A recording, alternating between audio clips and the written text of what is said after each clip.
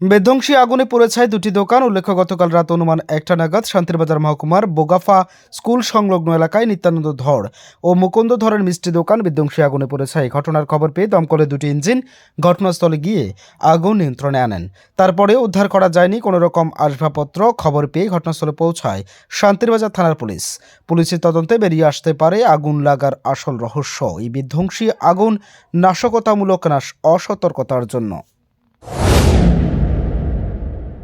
কিটা হয়েছিল, আগুন কেন লাগছিল?